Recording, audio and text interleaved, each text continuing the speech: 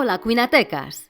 Mireu que tendre ens ha sortit aquesta espatlla de xai al forn. L'hem acompanyat amb unes verdures i unes quantes patates. Som-hi! El primer que farem serà preescalfar el forn a 140 graus. Nosaltres hem escollit amb aire calent. Per començar, farem una barreja amb les espècies que més ens agradin. Nosaltres hem afegit una cullerada de farigola, una de romaní, 5 grans de pebre negre i una culleradeta de pebre vermell fumat. Moldrem bé totes les espècies per fusionar totes les aromes. Un cop fet això, afegim un gra d'all picadet i tornem a moldre fins deixar tot ben integrat. A continuació, afegim un rajolí ben generós d'oli d'oliva i ho barregem tot.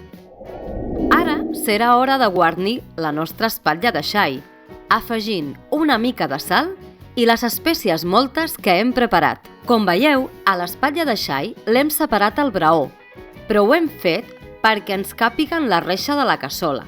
Si us hi cap, millor sencera. Escamparem totes les espècies per totes les parts del xai. Jordi, renta't les mans per continuar, A continuació, posarem l'espatlla de xai a sobre d'una reixa amb la cassola a sota. Si voleu, podeu posar una safata de reixes a sobre d'una safata de forn convencional, com vosaltres vulgueu. Tirem per sobre el suc de mitja llimona, un rajolí d'oli d'oliva, una mica de vi ranci, i si no teniu també podeu posar conyac, i 100 mil·lilitres de brou d'escudella. Així que l'espatlla de xai quedi ben humida. Dins la cassola posem una cabeça d'alls partida per la meitat i 2 fulles de llorer. L'espatlla de xai la tindrem coent al forn a 140 graus aproximadament unes 2 hores i 45 minuts. Tot depèn del forn i la mida del xai. Primer deixarem coent uns 30 minuts i passat aquest temps li donarem la volta al xai. Regarem amb el suc de mitja llimona, una mica de vi ranci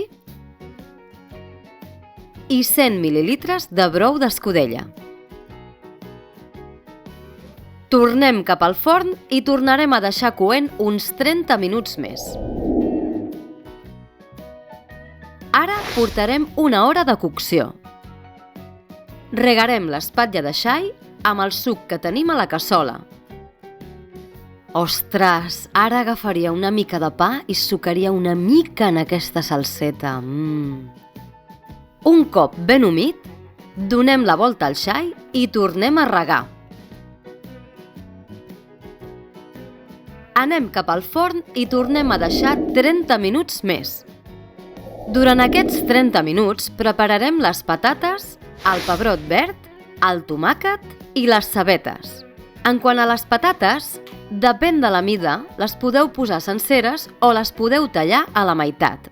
Al Jordi, les més grans, li van faltar un pèl de cocció, així que millor tallades per la meitat. Vinga, va, que ja portem 1 hora i 30 minuts de cocció. Retirem la reixa amb l'espatlla de xai i aboquem a sobre de la cassola tota la guarnició que hem preparat abans. Si voleu, podeu afegir una mica de sal. Donem la volta al xai i tornem a posar la reixa a sobre de la cassola. Tornem a regar amb 100 mil·lilitres més de brou d'escudella i cap al forn. Ho tornarem a deixar 30 minuts més.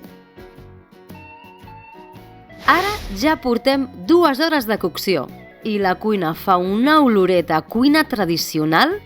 Quina meravella! Tornarem a donar la volta al xai i el regarem amb la salseta de la cassola. Ara serà l'última cocció del forn i depèn de la mida del xai i el forn utilitzat deixarem entre 30 i 45 minuts.